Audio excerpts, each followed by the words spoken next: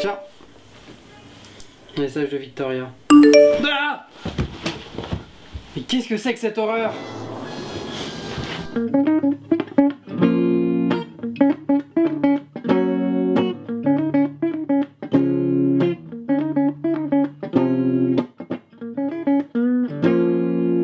Bienvenue dans ce nouvel épisode. Vous avez vu, Victoria s'est fait une nouvelle amie, et on va voir un peu plus en détail qui c'est.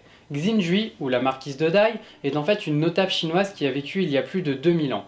Elle serait morte vers 163 avant notre ère, et si on veut resituer par rapport à la stèle de Néfertiabet qu'on a vu dans un autre épisode, vous pouvez cliquer ici pour le revoir, eh bien ça se situe 2000 ans après la stèle. Ici on est proche de la naissance de Jésus-Christ, et en Chine on est sous la dynastie des Han occidentaux qui s'étend de 220 avant notre ère à 206 de notre ère. On ne va pas faire une chronologie détaillée de la Chine car c'est encore plus compliqué que celle de l'Égypte, mais pour resituer un peu le contexte, la dynastie des Han est une dynastie qui dure plus de 4 siècles et elle est considérée comme un âge d'or pour la Chine. C'est à cette époque qu'est mise en place la route de la soie et une administration centrale en Chine. Celle-ci s'étend sur plus de 7 millions de kilomètres carrés et dirige 59 millions d'individus, ce qui représente quand même un tiers de la population mondiale. Autant dire que c'était l'un des plus grands empires de l'époque. La marquise de Dai a été enterrée avec son fils et son mari sur le site de Mangwangdui. Il est aujourd'hui très connu car l'état de conservation de la momie était exceptionnel ainsi que les objets retrouvés dans la tombe. En 1972, on entreprend des fouilles d'urgence suite à un jet gazeux qui s'est échappé du complexe. En fait, celui-ci est dû à la décomposition des matières organiques présentes dans les tombes. Le site, situé sur une colline, était surmonté de 2 grands tumuli. Dès les années 50, on supposait que c'était en fait des tombes, mais il a fallu attendre 1972 et qu'on fasse des fouilles d'urgence pour découvrir le fabuleux trésor qui nous attendait là. Les archéologues se rendent compte que la tombe a déjà subi 3 tentatives d'ouverture, heureusement avortées. La tombe est en fait un long puits vertical creusé sur plus de 16 mètres, recouvert d'un tumuli qui faisait 50 à 60 mètres de diamètre à sa base. La chambre principale, celle de la marquise, est en fait constituée d'un cercueil extérieur dans lequel s'emboîtent à leur tour 4 autres cercueils. Autant dire qu'il n'était pas simple d'accéder à la dépouille de la défunte. Le cercueil extérieur était composé de 26 nattes de bambou recouverts de charbon et de kaolin. Le charbon et le kaolin constituent en fait d'excellents isolants, et c'est pour ça que le corps de la marquise est dans un état aussi remarquable. Voilà, maintenant vous connaissez le secret de sa jeunesse éternelle. Maintenant reste la question de la beauté. Les cercueils intérieurs, eux, sont laqués et extrêmement décorés. Entre chaque cercueil, on retrouve du mobilier funéraire comme dans le reste de la tombe.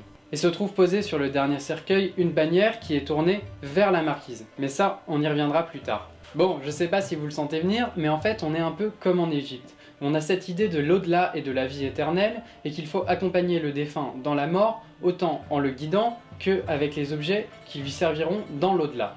D'ailleurs, en Chine, dans les dynasties antérieures, on n'hésitait pas à pratiquer des sacrifices afin que le souverain ou la personne soit accompagné dans l'au-delà par ses serviteurs.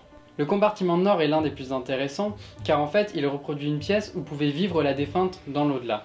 Les murs sont tendus de soie et au sol on retrouve une natte. Il y avait également des habits, dont une robe censée représenter la marquise, avec un oreiller, et la pièce était organisée comme pour un banquet, avec de la vaisselle, des baguettes, mais aussi des figurines représentant des servantes, ou encore des musiciens.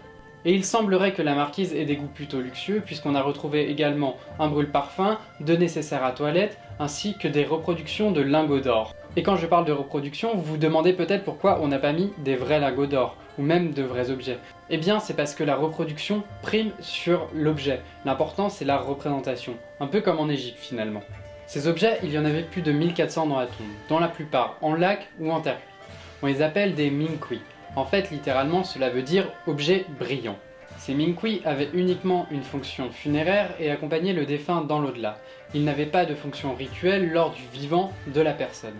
On a retrouvé des musiciens, des suivantes, des danseurs, en fait tout ce qui constituait la cour et l'amusement de la marquise de Dai. Avant, comme je vous l'ai déjà dit, on pratiquait le sacrifice humain afin d'accompagner le défunt ou la défunte dans l'au-delà. Mais cette pratique est abandonnée sous les Qing qui remplacent cela par des figurines en terre cuite. C'est notamment à cette époque qu'on a la fameuse armée en terre cuite. Puis sous les Han, on miniaturise ces figurines comme dans la tombe de la marquise de Dai. Un des très bels ensembles du compartiment nord sont donc ces 5 figurines représentant des musiciens et des danseuses censés divertir la marquise durant un banquet. Et on a également de la vaisselle reprenant la vaisselle utilisée tous les jours par la marquise de Dai.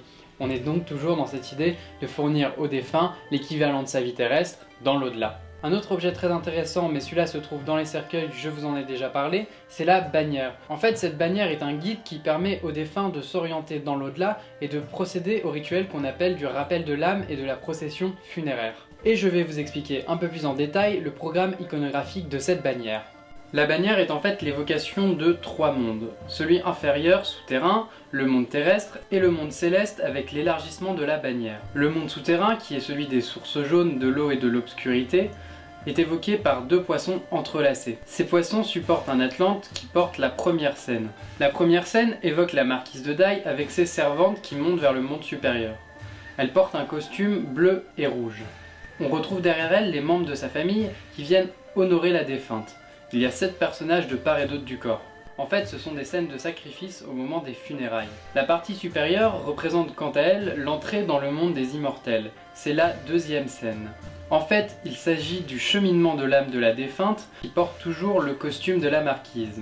Elle est accompagnée par 3 suivantes et il y a 2 personnages qui sont agenouillés devant elle. On voit 2 dragons qui tiennent la scène et qui servent en fait de monture à la défunte. La chauve-souris au-dessus est quant à elle un symbole de bonheur. Quand on entre dans le monde céleste, on est accompagné par 2 gardiens de chaque côté qui forment en fait une architecture comme une porte d'entrée. Cette bannière étant tournée vers la défunte, cela permet à l'âme de celle-ci de la lire et d'être guidée vers l'au-delà. Bon, maintenant je suis sûr que vous avez envie que je vous parle du corps de la marquise. Allez, mentez pas, je le sais, ça vous intéresse. Le corps de Xinzhui a été particulièrement bien conservé. En fait, au moment de sa découverte, la peau était encore douce et humide, et les articulations ainsi que les muscles étant aussi particulièrement bien conservés, il était encore possible de plier les bras et les jambes de la défunte. 2000 ans après, vous vous rendez compte ? Cela nous a permis notamment d'apprendre que le corps de Xinzhui avait été plongé dans un liquide rouge dont la composition exacte n'est pas connue, mais qui contenait beaucoup de mercure. En effet, on pensait que le mercure à l'époque était un élixir de vie. En 2003, les scientifiques ont élaboré un composé qui a été injecté dans les veines de la momie afin d'assurer une conservation optimale du corps dans les années à venir. Les recherches des scientifiques ont permis d'établir qu'au moment de sa mort, la marquise de Daille souffrait d'une thrombose coronaire et d'artériosclérose. Ces maladies seraient dues au mode de vie sédentaire de la marquise ainsi qu'à toutes les formes d'excès qu'elle pratiquait. Elle souffrait visiblement aussi d'un problème vertébral qui aurait encore réduit l'activité qu'elle pratiquait. Elle aurait enfin souffert de calculs biliaires qui lui auraient empoisonné la vie. Bon, moi, Victoria, ta copine, je l'envie pas trop. Enfin, tout cela ne l'aura pas empêché de quand même survivre à son mari et à son fils.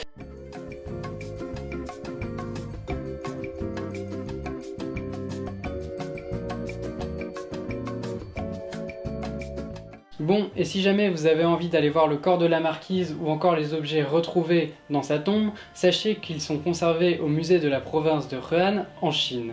Voilà, cet épisode est terminé, j'espère que vous aurez appris des choses en ma compagnie. Moi je tenais à vous remercier car vous êtes de plus en plus nombreux sur la chaîne et ça nous fait vraiment très plaisir à Victoria et à moi. Si vous n'êtes pas déjà abonné, n'hésitez pas à le faire et sachez qu'on est aussi présent sur tous ces réseaux sociaux. Allez, salut!